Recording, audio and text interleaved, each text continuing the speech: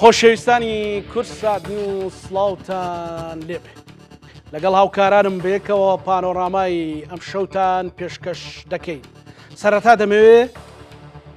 زانیاریەک لەسەر ئەم دۆخە چەق بەستراوەی عێراقتان پێ بڵم، دواتر تەوەر و میوانیش باز دەکەین. وا چاوەڕوان دەکرا کە لە دوای ئەوەی کە سەرۆکی ئەنجومەنی نوێنەرانی عێراق هەڵبژێردرا پێکاتەی کوردیش و لە ناویشی لایەشێتی نیشتیمانی کوردستان کاندیدی سەرۆکۆمار یەکلا بکەنەوە. دوای دوو دانیشتنی لووتکە لە نێوانی یەکێتی نیشتیمانی کوردستان و پارتی دموکراتی کوردستان و لە ئاستی باڵادا بەڕێز بافڵ جەلال تاڵەبانی و بەڕێز مەسعود بارزانی کۆبوونەوە تا ڕادەیەکی زۆر بەستەڵەکەکان تواونەتەوە و کۆبوونەوەکان هەم لە زاری وتەبێژێشێتی نیشتیمانی کوردستان و جێگری یەکەمی سەرۆکی پارتی دموکراتی کوردستان پشت ڕاستکرانەوە کە کۆبوونەوەی ئەرێنی و باش بوون. لەناو ماڵی شیعەدا بۆ سەرۆک وەزیران هەموو لایەک چاوی لەسەر ئەوەیە کە عێراق نەکەوێتە بەر تووڕەیی هیچ وڵاتێکی ئیقلیمی و نێودەوڵەتی لە دوای ئەوەی کە دۆناڵد ترەمپ سەرۆکی ئەمریکا باسی لەوە کرد کە بەڕێز نووری مالیشی نابێ ببێتەوە بە سەرۆک وەزیرانی عێراق، ئەمە تا ڕادەیەک پرۆسەکەی تووشی چەقبەستن کرد تا ئەم ساتانەش مشت و مڕەکە لە ناو ماڵی شیعەدا و لە ناو چوارچێوەی هەماهەنگیشدا بە جۆرێکە کە بەدوو دیوایە ئەگەر بێت و سوور بن لەسەر ئەوەی کە بەڕێز نووری مالیکی کاندید بێت و لە دوای ئەو بۆچوونەی دۆناڵد ترەمپ ئەوە ترسیان لەوە هەیە کە عێراق ڕوبەڕووی مەترسی ئابووری و سیاسی و سەربازی ببێتەوە. لەلایەکی تریش ئەوان بڕیاریان داوە کە بەڕێز نووری مالیکی کاندیدی سەرۆک وەزیرانی داهاتووی عێراق بێ. لەم نێوەندەدا دۆخەکە چۆتە ئاستێکی یان چۆتە چەقبەستن، بەڵام هەوڵەکان بەردەوامن بۆ کردنەوەی ئەم گرێکوێرانە بەپێی زانیاریەکان خودی بەڕێز نووری مالیکی و لایەنە شیعەکان بەشێکیان لە هەوڵدان بۆ ئەوەی کە ڕێگە و دەرچەیەک بدۆزنەوە، چ بەوەی چونکە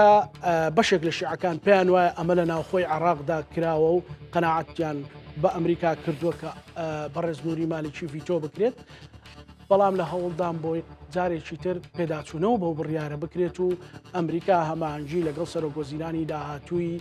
عێراقدا بکات.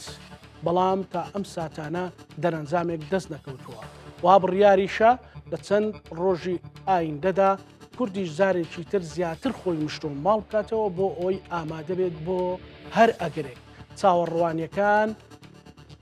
لەوەن کە حکوومەتێک پێبێ خزمەتی خەڵکی عێراق و هەرێمی کوردستانی پێ بکرێت.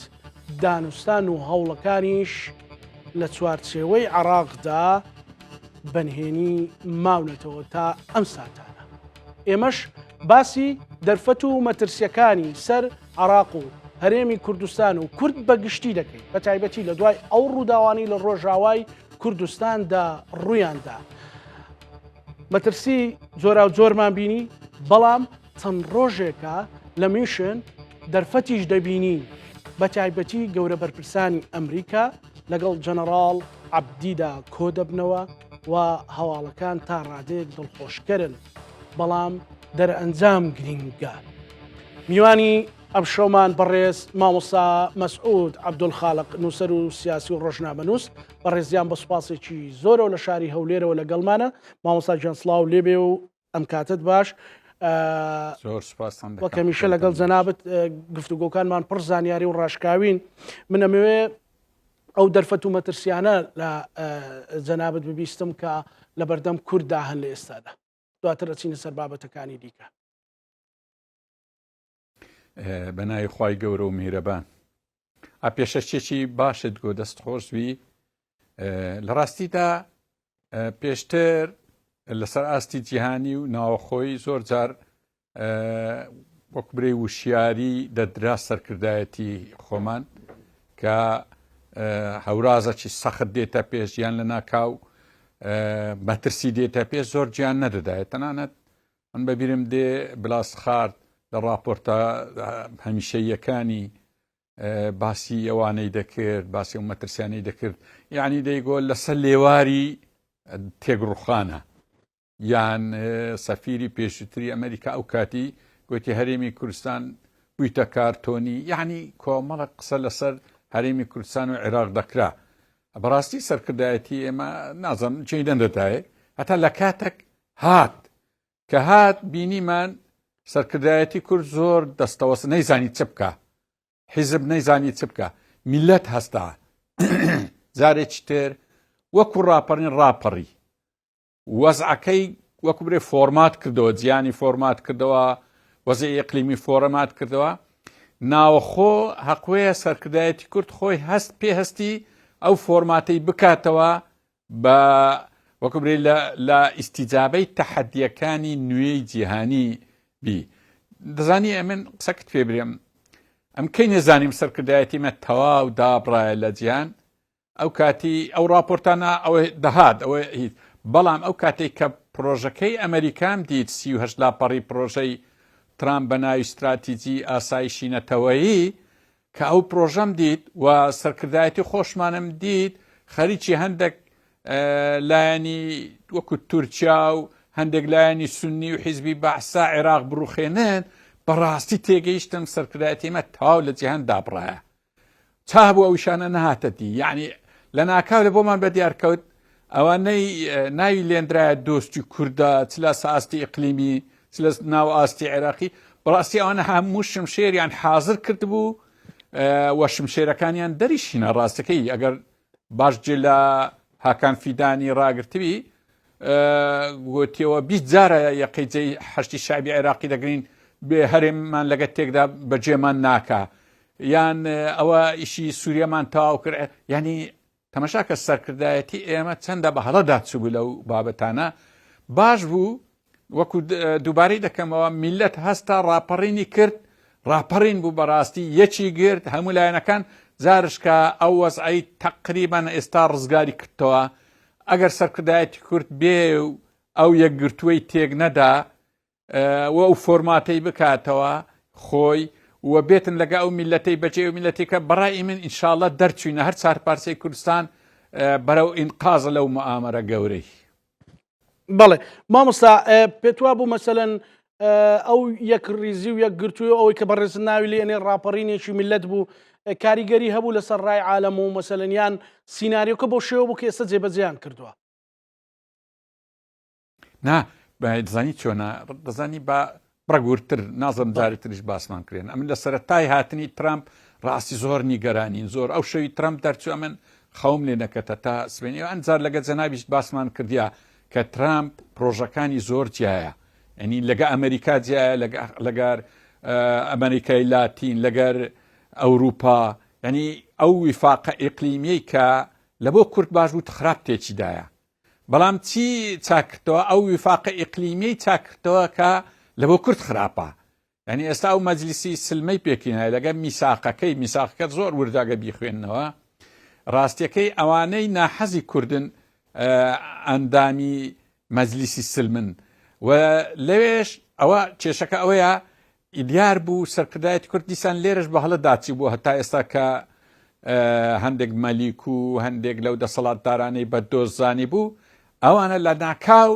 هەڵیان بە هەڵیان زانی خەریک بوو وەچی سەدەی 21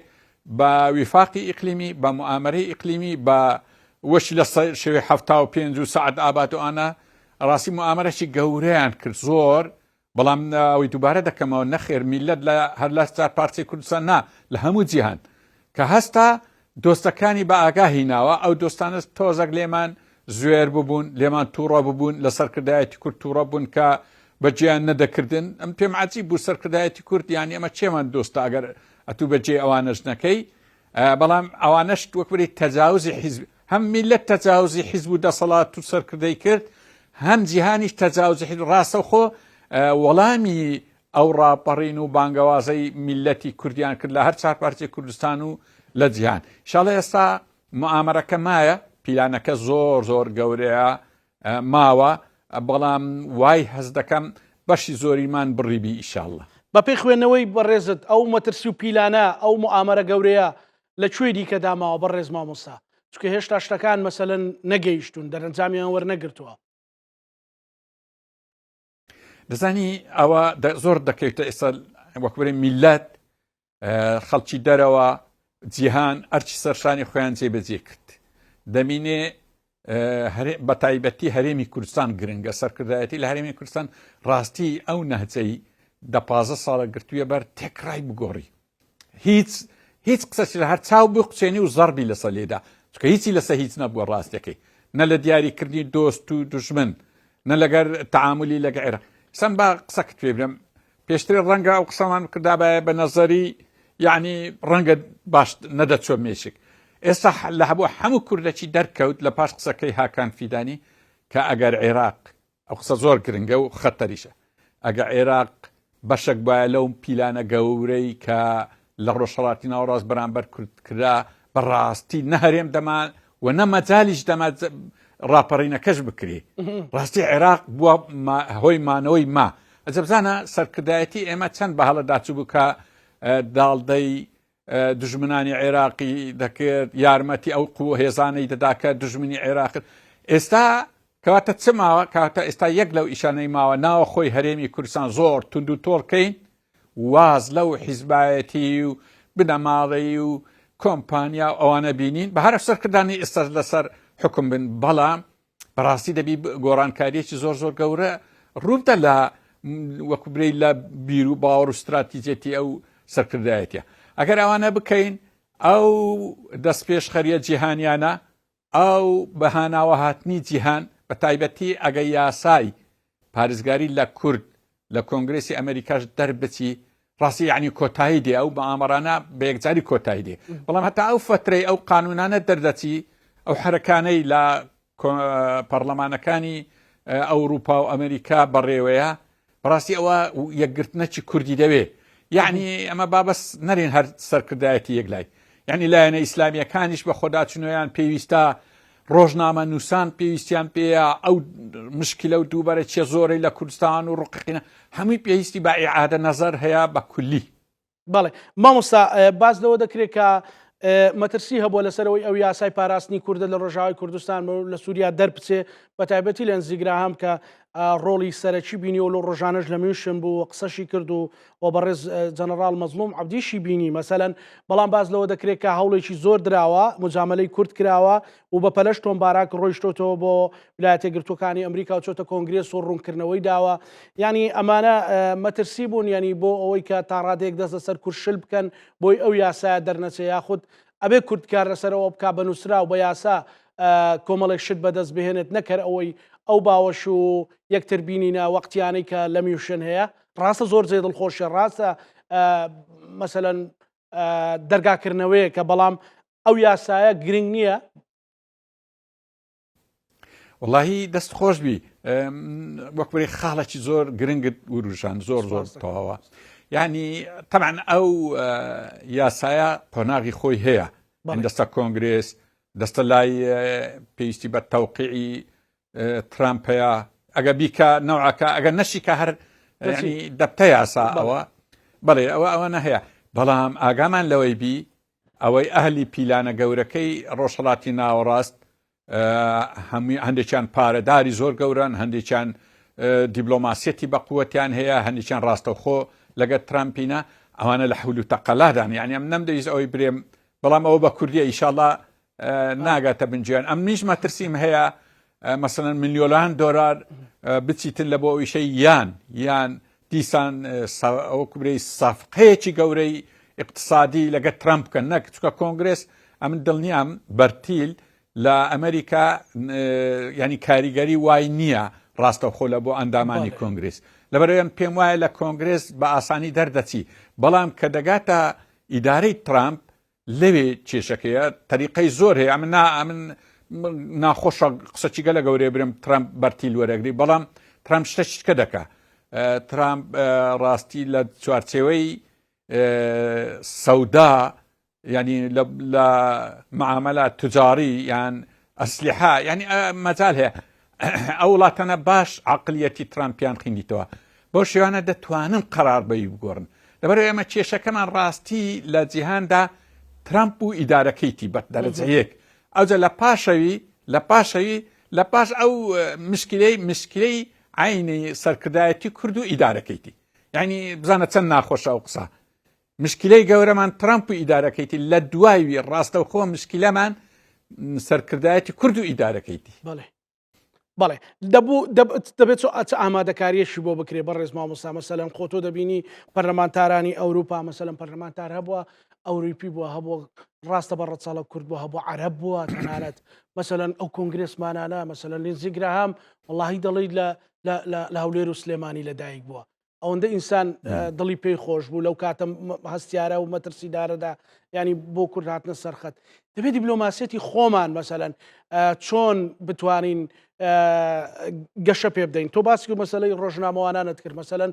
من هاوکاری ڕۆژنامەوانم هەیە لە قەناتێکی دیکەشە و لە غێری حزبەکەی منە، بەس من دڵم پێی خۆشە کۆمنتم بۆ نووسێ دەستخۆشیم لێ کردووە کە وەکو سینە ینی جۆرێک لە دیبلۆماتێکی کورد دەور دەبینێ پرسیار دەکا قەزەی کورد دەگەێنێتە بەردەمی کەسێکی وەکو دۆناڵد ترامپ. ینی چۆن وا بکەین ئەم قەزیە بە کوردانە مامەڵی لەسەر بکەین، نێڵین ئەو دەرگانەمان لێدا بخرێ بڵێن دەتەواو کاکەوە ئاوارەکانی ڕۆژاوا گەڕانەوە تر خەمی هەرێمی کوردستانیشمانی هەڵە بە بێدەنگ بینەوە. ینی چۆن وا بکەین ئەوە گەورەتر بکەین، ینی بە تایبەتی ئەو ڕاپەڕینی کە جەنابیشت باس کرد تەوزیف بکرێ، تەوزیفێکی حەقیقی دەستکەوتی لێ بکەوێتەوە. وڵایەتە ئەوە زۆر گرنگە و بابەتانە ڕاستیەکەی ئەوی ئەو شۆ گفتوگویانەمان شاڵە سەرکردایەتی کورجیان لەیەکە. ڕاستی خەڵکی کوردستان سیاسەتمەداری بە جودا ڕۆژنامە نووس بە جودا شاعیر ئافرەتان دەوری عەجایبیان تیا هەیە، لە بۆم باز دەکە هەندێک قسە دەکا مەسەن هەیە زمانی عیبری دەزانی ئیشی کردیە، هەیە دۆستایەتی هەیە لە ناو کۆنگرێس، هەندێک خەڵکمان هەیە لە ئەمریکا، هەیە ڕووسی دەزانی، هەیە یعنی ئیشە کرایە باوەڕ بکە زۆریش بە نهێنی کرایە لە بۆ کورد. ئەگە بەو هەموو خەڵکە ئەو ئیشیان نەکردا بە سەرکردایەتی کورد ڕاستی کەوتبوو. ئێستا مادەم ئەو هەموو خەڵکە ئیشێ دەکا قوێ سەرکردایەتی کوردیش ئێستا سەعاتەشکە نەبا بەڕێی من بەیانەکی چاکسازی دەربکە، یعنی لە کوردستان هیچ کێشەیەک نێلی و لەگە عێراق هیچ کێشەیەک نێلی، یعنی کۆتایی بەو ناڕێچەی بینی، یعنی وەچی هەر راپۆرتێک دەستە لای ئەو دۆستانەی ئێمە دەرێن ئەرێ هەتا ئێستا لە کوردستان حیزبی چەکدار حکومی دەکا، یعنی چ برەی، یعنی ئەو لە بۆ چی هەتاکەینێ ئەوە بی، یعنی هەتاکەینێ نیزام نەبی، هەتاکەینێ دەستورێک نەبی، یعنی هەتاکەینێ 2 زۆن و 3 زۆن و 4 وڵات ڕەنگە لە هەتا 15 زۆنیشێ لە کوردستان کاکە عەشیرەت هەیە بە تاقی تەنها زۆنەکی هەیە، یعنی ئەوانە هەتاکەینێ وابی، هەتاکەینێ ئێمە زیندانی سیاسیمان نەبی، هەتاکەینێ ئەمە ڕێک نەکەین لەسەر سەرۆک کۆمارە کە گەورەترین دەستکەوتە. یعنی ئێستا ماگە سەرۆک کۆمارێکمان هەبوایە کوردستانیش ڕێک بوایە چێ بە ملیارێک دۆلار دەبیە ئەندامی ئەو مەجلیسی سلما. یعنی ئەوە تەرحەکە لە تەرحەکان. ئەگە کورد ڕێک وایە ڕێکبی ئێستاش ڕێکبی ئەمە دەتوانین لەگە عێراقیش قسە بکەین، لە گەرەوانیش بکەین، ڕئیس جەمهورمان کە دەستەوێ لە بۆ نەک پاراستنی کوردستانە لە بۆ پاراستنی هەموو عێراقە، یعنی ملیارێک دۆلارە کەمان لێرە ڕێک، یعنی ئیش گەلە زۆرە کاکزانە بەداخەوە سەرکردایەتی ئێمە لەبەر ئەوەی مێشتی هەتا ئێستا هەر بەوەی مەشغول بووە بەناوە خۆ و دوژمنایەتی و ئەو حیزبی ئەو کەوت دوو کەس حیزب بەشکێ بهینمە ناو حیزبی خۆما کورگە ئیشەکانی سەرکردایەتی ئێمە گەلک بچووک بووە، یعنی هەندێک پارە پەیدا بکەن و معاش، یعنی بەڕاستی ئەوەی سەرکردایەتی ئێمە کردی کاری گەلە بچووک بووە. ئەوە نابی لێرە بەولاوە، ئەوە ئینزارێکی زۆر گەورەمان درایە، خوای گەورە جەڵتەک لێی داین و بە خەبەر هاتنەوە وا چابووینەوە، یعنی ئەو جارە لێمان داتەوە هەر ناستینەوە جاوا وەکوری نهایەتی قسانە. تعبیرێکی جوان بوو مامۆستا، ینی لێکچوانێکی جوان بوو بەڕاستی. جەڵدەیەک بوو ئەگەر بێتەوە جەڵدەیە مەسەلەن فریای خۆت نەکەوی خۆمان وەرزش نەکەین، وەرزشێکی دیبلۆماسی سیاسی چاکسازی لە ناوخۆ ئاشکردنەوە، ینی وەڵایی من لە ڕۆژاوا بم لە حەسەکە بووم کە ئەو مەسەن خۆپشاندانەی هەموو هەرێمی کوردستان بەس بە تایبەتیەوەی سلێمانی کە ملیۆنی بوو پیشانە دەدان والله فرمێسیان بە چاودا داهاتە خوارد. ینی ئەگەر ئەمە جەڵدە نەبێ و لە دوای ئەوە بە خۆت دانەیەوە کەسیش نەیدەزانی تۆ چه حەزبێکی چه حەزبێکنی. کەواتە مامۆستا بێمەوە سەر کۆنگرەکەی موشن ڕاستە ئەوانە ئەو دیدارانە دەکرێت بەڵام هەستت بە پێگەی کورد کرد هەست بە ئاوڕدانەوە لە کورد کرد چونکە ئێمە چەند هەفتەیەک بەر لە ئێستا تەنانەت پێمان وا بوو کەس دەرگامان لێ ناکاتەوە لە ڕووی دیبلۆماسیەوە. دەزانم لەبەرچی ناوم لێنە ڕاپەڕین و جەڵتەزانی جاروەیە وەشی دەرێ منداڵانیش بە جواب دێن یان قسە لە شێتە ئەمە خۆ ئەوەندە زۆر وەکو برێ سیاست مەدارێکی گەورەش نییە بەڵام وەزعەکە وای لێکردینە هەممانی بە جواب هینایە هەممانی بە جواب هینایە کە هاوارەکانمان هاوارێکی منطقیبی یعنی بەڕاستی ئەو ڕاپەڕینە عین نۆتویەکە یعنی دیارە زۆر دەرگا داخرابوو لە سەهرێمی کوردستان و لەسەر سەرکردایەتی کورد سەرکردایەتی کورد هەر لە بۆ خۆی وای دەکرد ینی ئەگا لێبی لایەنی دیبلۆماسیسی زۆر لاواز بوو تەنها قونسول و هەندێک سەفیر و ئەوانە داهاتن ئێستا جارشکە و جیهانە هاتەوە دەرگاوە کرایتەوە دەبینێت سەرکردایەتی خۆمان وەکو لە میشن دیتمان بەڕاستیەمە هەموو کورد کەیف خۆشە بەبێ فەرقی یعنی ئەو بەخۆی میلەتی کورد زۆر دڵسافە ینی ئەو سەرکردە و حکوومەتەی خۆمان ئەوەندەی غەدر لەو میلەتەی کردیا ینی لە موچەخۆر دەرەی لە مارە ئەنفار دەرەی لە مارە شەهید دەرەی لە پێشمەرگەی کۆن دەرەی لە هەرچی دەری غەدری لێکرێ بەڵام دیتر خەرک هەمووی لەبیر کرد هەر کەسە دەستی دا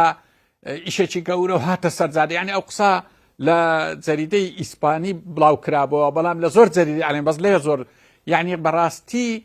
ئەوەیان نەقل کردبوو معجیب بوون بۆی کە هەر یەک خاوەنی ئەو قسەی بی دەرێن بە 22 دەوڵەتی عەرەبی نەیانتوانی یارمەتێک بینە غەزەی بەڵام کورد بەو وەزعی یارمەتی گەیاندا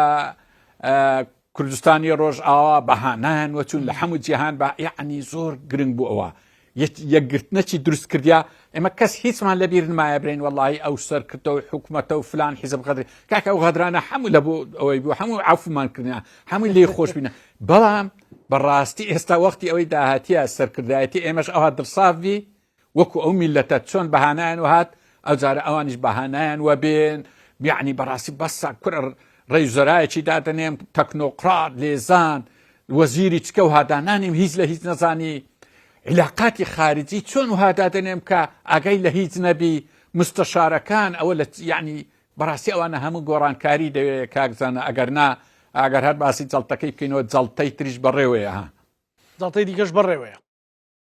باشە مامۆستا بەتاکید یعنی تو تەماشای حەزمی موامەرەکەی بکە بەڵێ هێشتا ینی وەکو پێشتر وتمان هێشتا ماوە ئەو موامەرەیە ئەو موامەرە ماوە بەڵام میلەت باش هاتە ینی سەرکردایەتی کورد حەقیوە نییە ئەو میلەتەی جارشکە پارچە پارچە بکاتەوە بە ناوی هەر ناوەک یعنی ڕێیز جەمهور چییە ئەوەی پارچە پارچە بکەین یان لەو دەمەی موچە نەدان یعنی یان کارەباگرانکردن تەعەجوم دێ خەرک و دری دێ چۆن دری دێ ئەو میلەتە نازدارەی ئەزیەت بدا بەخوای من نازم تێناگەم چۆن دری دێ یعنی لە کاتی ئەوەی دەردت دایتێ ئەزیەتت دایە زیندانیت کردیا مەحرومت کردیا بەڵام لە کاتی تنگانەی بەها نابدێ بەهانایەکی جەنگ بەهانای هات نەکات یعنی لە پێشمەرگایەتی قەدیمی خۆمان زۆر زۆر زۆر بە قووەتر هاتە پێش لەبەر هەندێک سەرکردایەتی حەقوایە وەکو ئەو میلەتە بەدڵسافی لە بۆ ئەو میلەتەی برێ ئێوە چ دەرێن ئەمن حکوومەتەکی تەکنۆقرات شارەزا ڕێکەوی لەگە عێراق یعنی بزانی لەسەر ئاستی ئیقلیمی و جیهانی چی ئیش دەکە ڕاستی هەتا ئێستا نەیزانێ بەداخەوە ئەمێن هەندێک نووسەر و یعنی ئەوانەی هەندێک دێنە سەر تەلەڤیزیۆن کە ئەو کاتی بەسەر کاری سەرکردایەتی کوردیاندا دەگۆ و بە کەیفی و قسەیان دەکرد ڕاستی ئەوانەش دەورەی زۆر خراپیان بە هیوام جارێکی تر نە مامۆستای زانکۆ نە مامۆستای ئاینی نە ڕۆژنامە نووس لەسەر تەلەڤیزیۆنی ڕجاءن مەدحی کارێکی مەکە غەڵەتە یعنی سەرکردایەتی بەخۆی ئێستا تێگەیشە هەمووی غەڵەت بووە ئەدیە تو چ دەری ئێستا ئەو هەموو قسەت کردیا ئەوە سەرکردایەتی کورد استراتیجیەتی ڕاست بووە و لە دنیاوە و لە من هەندە قسەم بەبیر دێتەوە لەگە عێراق زۆر ڕاستە عێراق ئەو ڕوسبەی دەڕخێ کاکە ئەو عێراقە بڕوخێ ئەو قسە خۆم بخوای نە کەسێکی عێراقی دەناسم نە بە تەنای شتێکی عێراقیمە بەڵام بەڕاستی پێ برێم ڕاستی ئەو عێراقە نەبی ئەم 8 ساڵیش دەبی هەستم پێکردە ئەو عێراق نەبی تورکیا نایلی 2 سعات داوام بکەی لێرکانە ئەو عێراق نەبوایە ئەو جارە ئەو مەعامەرەیە هەرێمی کوردستانیشی تێک و پێکدا بوو لەبەر کاکە بوو لەبەرچی لەگە عێراق بووە بەو شێوەی بکەین فلان دەوڵەتی عراق بۆ دڕعێک بۆ پەرژینێک بۆ ئەو مەعامەرەیە و مەسەلەن ئەو چوارچێوە یاسای و دەستوری لە چوارچێوی دەستوری عراق ئامانە کاکچانە زۆر وازحە ئەوە پێشتر قسەمان کردابایە لە ڕووی نەزەری بوو بەس حاکان فیدان هەموو شتێکی ئاشکرا کرد ئەم تعجبم دێ عێراق ڕەتی کردەوە زۆر بەتوندی یعنی ئەم گریانم لە بۆ ئەوی داد ئافەریم عێراق ئەتوو ئەمە هیچی چاکەمان لە بۆ تو نەکردیە لە عێراق هەرچی یەک دژمنایەتی عێراقی بکرابای ئەمە لێرە لە هەولێرێ و لە کوردستان باوشمان لە بۆ دەکردەوە هانمان دەتا و دەست بەشێک بووین لە تێکدانی عێراق زۆر باش بوو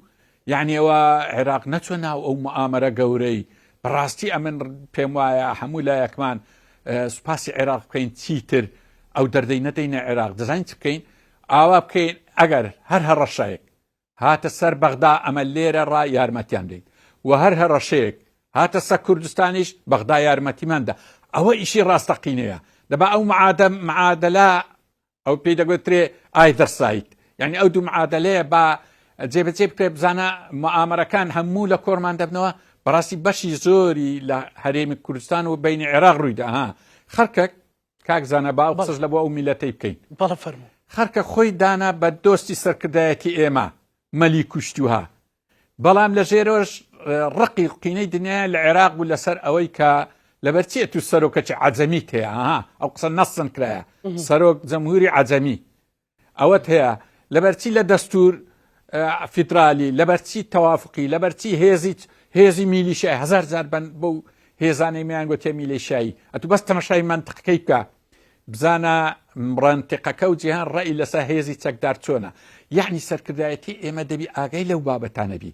دەبی لەگە عێراق ڕێکەوی زۆر بە جوانی ئەمە ڕێی جەمهورمان هەیە دەستورە تەوافق کورد نیزامی تەوافقی لە فیدرالیش بە قووەترە یعنی ئەوانە چکە لێ نەگەڕین تۆم بارەک بتوانی پێمان بروێ فیدرالی فاشیلە کاکە ئەو قسە گەلە گەورە بوو هەر ئەو کاتی کردی ئەمە هەموو هاوار بکورە گوتمان ئەوە وەکو برەی دەست پێش خەریەکی مەترسیدارە قسە لێدوانێکی خەتەرە لەساوی بانەرێن کاکە فیدرالی لێرەش فاشیلە ئاخر ئەوە زۆر بە کەیفی تورکیای بوو زۆر بە کەیفی وڵاتانی کەنداو بوو کە ئەمەیان هاندەدا لەگە عێراق لە شەڕ دابین لە ناکۆچی دابین لە بۆ ئەوەی لە کاتێک شمشێرەکەیان دەربین و لە ملماندن خۆ دەریچیانینە دەبی ئەوە هەموو تەجروبەیەک هەبوو مامۆستا بۆی دووبارە نەبێتەوە بە دێکەمە پرسیار مەسەلەن لە ڕابردووە گەر کەسێک گوتپای کاکە مەسەلەن قوڵای استراتیژی بەغداد یانگوانە عێراقچێتین ئەوانە مەسەلە تۆمەتی دیکەشیان دەگوتن جاشسیغا هەزار جار بە منیان گوتێت جاشسیغا ئای بەداخەوە مەسەلەن بەسەرکردەکان قبولمانە ڕێگاکە ڕاست بوویان هەڵە مەسەلەن دەیانگوت بە ئەم دوو سێ مانگەش تەلاعوب بێ بکەین لەگەڵ بەغدا چونکە بەغدا تووشی مەترسێک دەبێتەوە و دەڕوخێ و ئەو حکوومەتە وەختە هەرێمی کوردستان بەهێز دەبێ و مەسەلەن هەتا تەنانەت مەسەلەن سەرکردەی حێزێکی دیکە کە دەچوو لەوێ مەسەلەن باوەشێک ماچێک عورفێکی دیبلۆماسی جێبەجێ دەکرد دەیانگوت ئەوانە عێراقچێتین ئەوانە بوون بە جاش ینی بەداخەوە ینی بەڵام ئێستا دەرکەوت کام ڕێگایە ڕێگایەکی ڕاست بوو بۆ کوردایەتی بۆ پاراستنی هەرێمی کوردستان زانتیا ئەوەی ئەو نەخشە ڕێگەی دانا لە ئەسڵدا ڕەنگە من ئەو کاتیش ڕاستیەکەی ڕێیم لەگەر ئەوها بوو کە لەگە عێراق نەبین ڕاستیان بەخۆشم باڕەخنەم لەو سەرکردەی گرت کە ئەو نایمایە ئێستا وەفاتی کردی ئەوەیە نەخشە ڕێگەی دانا لە عێراق و کەمە لەگە عێراق ڕێکەکەین بەڕاستی ئەو دووربین بوو زۆر دووربین و وەکە بری نەخشە ڕێگەی بەرنامەی زۆر جوانی لە بۆ کوردستانە ئێستا دەبی هەموو گەڕێنەوە سەر ئەو نەخشە ڕێگەی ئەگەر ئەوە نەبیت مەبەست سەرۆکمان جەلال لە مامۆستا ئەو عێراقە وەڵڵا ئەرێ وەڵڵا یعنی ئەوانە بەڕاستی ئەو تێگەیشتنی وان بەس حتا لەسەر کەرکووک ئەمە ئەو کاتی کە کەرکووک هەندە قسەی لەسەر کەرکووک کرد زۆر پێم ناخۆش بوو ئەم بەخۆم یەک لەوانە بووم پێم باش نەبوو قسانە یەک لەوانە بووم ئەو عێراقیەتی ئەو کاتی کە باس دەکرد پێم باش نەبوو ئینسانە درەنگ تێدەگات درەنگ شتی دەبینی بەس ڕەنگە من بڕێک زووتریش هاتبم سەرکردایەتی ئێمە پێویستە بێت سەر ئەو ڕێی بە بێ دوودڵی چکوا دیتیتی تورکیا چ دەکات تورکیا چی دەوێت دەبێ ئەمە ئاگامان لێبی زۆر بەوردی بەخوا هەر گۆڕانکاریەک لە عێراق بی حتا ئەگەر پەلامارەکە کوردستان نەگرتەوە بەس عێراق بە ماوەی کەم دەزانین چەند قەرارەتی یەکەم جارێ ڕئیس جەمهور جارش کە کورد نابینتەوە ئەوە هی ئەو دەستورە دەگۆڕێ ئەنێ من جارێک نازم لە بۆ جەنابتم باس کرد کە لە وەسیقەتی بەریتانی بە ڕەحمەت بیمەلا مستەفا قسەی زۆر گرنگ دەکات زۆر دەری لە 58 کە عەبدولکەریم قاسم شەراکەی کوردی تۆمار کرد لە مادەی سێ دەرێ ڕاسەن لە پاشەیەندێ مەلیکی عەرەب و ئوردن و ئێرانی ئەو کاتی و تورکیا و سووریا و جامیعی عەرەبی و قەومیەکانی ناوعێرە هەموو زۆر لە ڕویان خۆش بوو لەگەرە من هاتنە پێش زۆر هاتنە پێ هانیاندام دەی لەگا عەبدولکەریم قاسم تێک بەربووین کە تێک بەربووین و عەبدولکەریم قاسم ڕووخا حیزبی بەعەز هات دەستوری تێکدا و هەرچی هەبوو تێشە گوتی یەک دۆستمان نەما ها ئەوە تەجروبەی گەلە گەورەیە خەریک بوو لێرەوەی لێبێتەوە عینەن شت بالضبط ئەوە دووبارە بتەوە و سبەی دوزبەی دیسان سەرکردە چی ئێمە برێن وەڵی لە وەسیقەتی بەریتانی ناوەکەی دەرچوە و دەرێ وڵی غەڵەتمان کرد ئەو غەڵەتە ئێستا تاو ڕەت بووە ئێستاوا لە پێش چاومانە دەبە هەندێک ڕاستیەکەی ئەمە دەبی ئەو دەستکەوتە گەورەی کە لێرە هەیە وا بکەین چەترێک بیلەوە پارچەکانی تری کوردستان کە ئێستا و عێراق خۆشبەختانە مانع نییە تەماشاکە ئەوە میهمە هیچ مانعی ئەوەی نییە ئەمە یارمەتی مەسەڵەن تورکیا مانعە تورکیا لە هەموو شتێکی مانعە ڕەنگە ئێران مانع بێ یعنی ڕەوە سووریا مانعە یعنی عێراق مانعی هیچ شتێک نییە ئەمە لە بۆ بەشەکانی کوردستان کرد ئەم ڕئیس جەمهورێک پێدرم لە پاش مام جەلال ئەمن لە سەردانی بووم یەک شتی کرد بەڕاستی گەلە گەورە ئەو کاتی پەلامار بوو لە بۆ سەر سووریای ڕاستەوخۆ تەلەفۆنی لە وەزیر خارجی ئەمریکا تەلەفۆنی یەکسەر قسەکانی تەواو بوو هینایە سەر ئەوەی گوتی هەموو کورد نیگەرانە لەوەی کە ئەوەی بەرامبەر ئەفرین دەکرێت و بەرامبەر ئەوانە دەکرێت یەکسەر قسەکەی گەیاندا کۆبانی قسەکەی گەیاندا ترامپی هەندەی پێ نەچوو کاریگەری هەبوو باشەگەوە ڕئیس جەمهور نەبووایە ئەو قسەی بگەیاندابایە ئەمە دەبابی دیسان بەخۆ پیشاندان و نامەچی بنێرە لە بۆ قونسول و قونسول لە بۆ سەر ناگاتێ ئەم پاشان گوتمە ڕئیس جەمهورەکەی خۆمان کورد بوو گوتم وەڵڵی ئیشێکی وات کرد هەتا دنیا لەبیر ناس بەس لەبەرچی بڵاوی ناکرێت گوتی ناوەڵە ناوی بڵاوکەینەوە لەبەر ئەوەی ئەجاو قسەم پێ میمە گوتی ئەمە ڕئیس جەمهوری عێراقم ڕئیس جەمهوری عێراق نابی تەدەخولی سووریا بکە و ڕاستن قسەکەشی زۆر جوان بەس گوتی خۆشبەختانە دەستوریە بڵێ گوتی خۆشبەختانەی کەسی عێراقی مانعی ئەوی شانش نییە یعنی مەقسەدم ئەو قسەی ئەخیریە زین چەند دەرفەتەی باشە مەسەڵەن مەجال هەیە سەرۆکی هەرێمی خۆمان وەزیر خارجی عێراق ڕئیس جەمهوریمان ئیش لەسەر پارچەکانی تری کوردستان کە کەس لە عێراق مانع نەبی کورەوە دەزانین چەند دەستکەوتەی گەورەیە یعنی دەیانتوانی ینی لانی کەم دەیانتوانی کێشەیەک دروستکەن لەوەی کە ئێمە بە ئارەزوی خۆمان ئەو کۆمەک و هاوکاریانە دەچوو مەسەلەن خەڵک بۆ خۆبەخشی دەچوو مەسەلەن ڕاستە سنووری خۆمانە و ئەوەی باسی دەکەین لە ڕووی کورداتەوە بەڵام خۆ دەیانتوانی هەرقەلەیەک دروستکەن بەیانێک دەرکەن لانی کەم مجاملەی لانی حکوومەتی کاتی سووریا بکەن بەتاکید ینی مەجال هەبوو دەیانتوانی سنووریش بگرن وڵە دەیانتوانی لە چوارچەوەی دەستور ڕئیس جەمهور و وەزیر خارجی و سەرۆکی هەرێم و ئەوانەی لە کوردستانیش هەمووی بدەنە دادگا ئەوە هەیە ڕاستیەکە پێنچکەوە بەخۆزان سیادا معنای خۆی هەیە دەستور معنای خۆی هەیە میساقی ئومەم متحیدە مادەی دوو بە تایبەتی مادەی دوو چۆن قسە لەسەر سنوور و دەستێوەردان عەدەم تەدەخل ئەوانە زۆر زۆر سەختن لە عیلاقاتی نێودەوڵەتی بەڵێ مامۆستا هەرچەندە ئەعلان نەکراوە ڕانەگەێنراوە بە فەرمی بەڵام لێرە و لەوێ هەندێک قسە باز دەکرێت کە هەیئەتێکی یان ئەنجومەنێکی کوردی دروست بکرێوەکەوەی چوارچەوەی ئەنجومەنی سیاسی سونەکانیان ئەوەی شیعەکان مەسەلەن چەند گرنگە ئەو بابەتە هەبێت ینی ئەگەر بەنهێنیش هەبێت لانی کەم بڕیار دەربێ ینی ئاشکراش نەکرێ بۆی چاوی وڵاتانی ئیقلیمی و چی نێچێتە سەر و ئەوانە بەڵام چەند گرنگە ئەو بابەتە ئەگەر بەنهێنیش بێوکوتم بمێنێت و هەبێ و سبینێ لە پڕ قەرارێک دەرچێ بڕیارێک دەرچێ یاڵا بە هەمومان ئەوە بکەن بە هەمومان ئەوە بکەین حزبەکان هەمووی تێدا بەشدار بن دەکەر حزب کەسایەتە نیشتیمانی و نەتەوەکانی خەڵکی لە نمونەی جەنابیشن بڵێ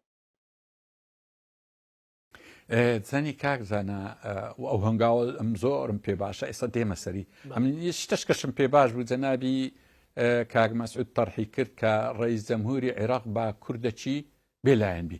هەرگەلێک باشە بەڵام سەرۆکی هەرێمیش بێلایەن بی سەرۆگۆزیرانیش بێلە یعنی ئەوەی لە بۆ عێراقی گۆترا لە بۆ کوردستانیش بی ئەوەی یەک دوو ئەو ئەنجومەنە ڕاستی ئەنجومەنەکانی پێشتر کە دروست دەبوو تێکەچوو لەبەر چ تێکەچوو لەبەر ئەوەی ڕێک نیزامی حیزبی قائید کە لە کوردستان ئیش دەکا دەچۆ ناو ئەنجومەنەکەی ئەوە بی سەرکەوتنایی بەڵام ئەو هابی بەو شێوازەی کە ئێستا ئەم وا دەرێن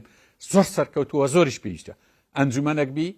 لە هەموو لایەنەکان پێکاتوی هیچ لایەک تێدا تەحمیژ نەکرێ وە سەرۆکایەتەکەی دەوری بی و لە شوێنێکی گونجاویشبی لەژێر سایی وەکو برێی هێزی چەکداری هیچ لایەکی نەبی مەسەڵەن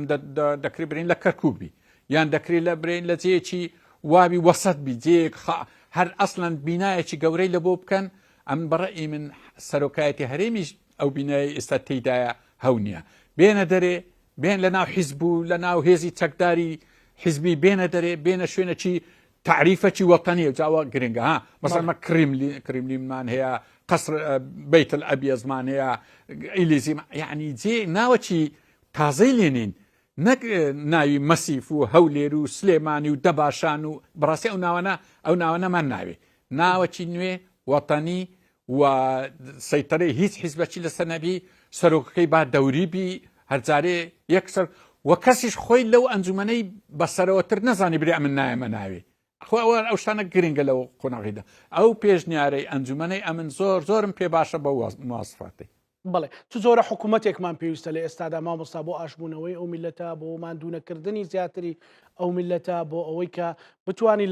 لانی کەم لە ناوخۆدا درز و کەلێنمان بۆ دروست نەبێ چیتر بۆم یان درز و کەلێنەکان گەورەتر نەبێ تەکنۆکرات درز و کەلێن هەیە تاکید ڕاستە یعنی ئەگەر ناوی لێنێ حکوومەتی وەڵامدانەوەی ئەو قۆناغا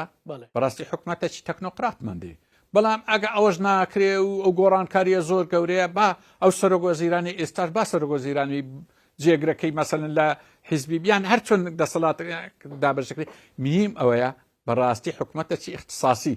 وەزیر اختصاسی بەڕاستی قسەکە گەلە ناخۆشە دەیکەم بەس بەڕاستی وەزیری ئەوە چەند کابینەکە دەیبینین نەوەزیر نە سەرۆگۆزیران نە ئەوەکان اختصاسیان نییە ڕاستی شارەزانی نە ئیدارەکەیان پێ ناسوڕێ کاکە وەزیر دەبی وەزیربی دەبی شارەزای ئیشانبی بە تایبەتی ئەو حکوومەتەی ئەو جارە لە کارنامەیدا دەبی سێشتی لێ تۆمار کرابی یعنی ئەگە حکوومەتی دنیای دووبی ئیدارە و حەزارەبی چکە ئاخر حەزارە بە خۆزانی زۆر شامیلە سنعات و تەکنۆلۆژی هەمی دەگرێتەوە ئەو حکوومەتی ئەو جارەما سێبی ئەوەی ئیزافیەکە ئەوەیە بزانی ئێمە لە قۆناغی ڕزگاری نیشتیمانین مەسئولیەتی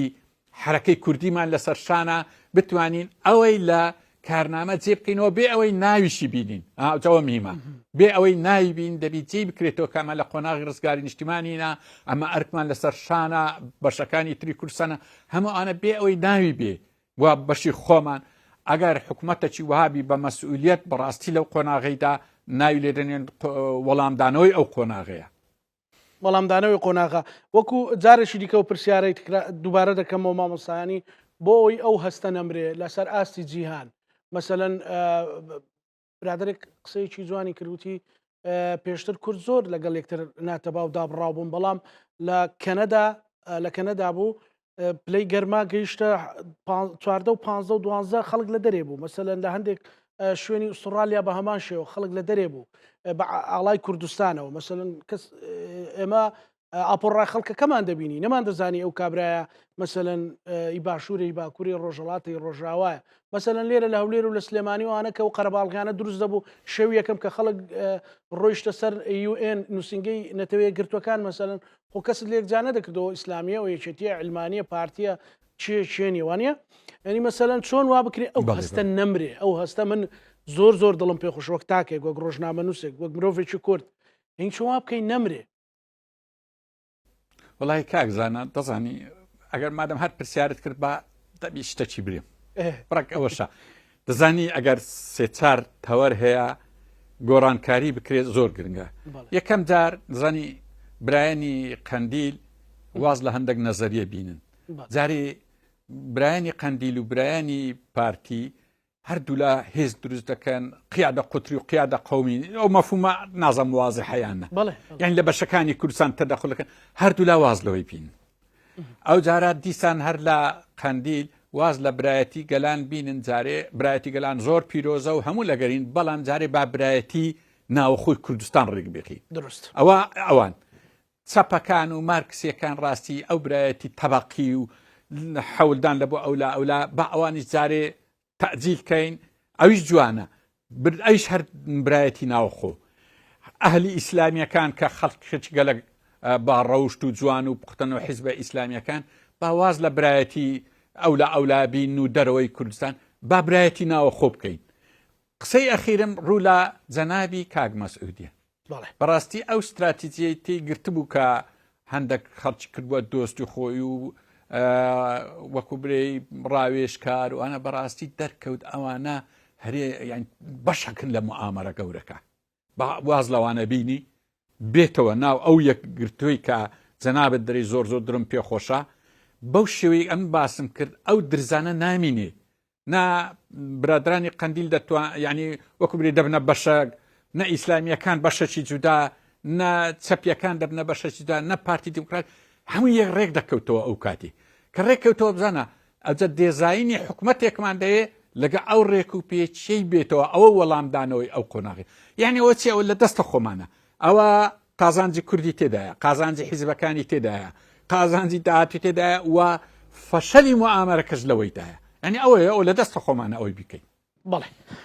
زۆر سپاس بۆ بەڕێز مامۆستا مەسعود عەبدولخالق نووسەر و سیاسی و ڕۆژنامە و سپاس بۆ چونە زانیاری و شرۆڤەکانت کە لە شاری هەولێرەوە لەگەڵمان بینەرانی خۆشەویست لەگەڵ هاوکارانم بە یەکەوە پانۆڕامای ئەم شەومان پێشکەش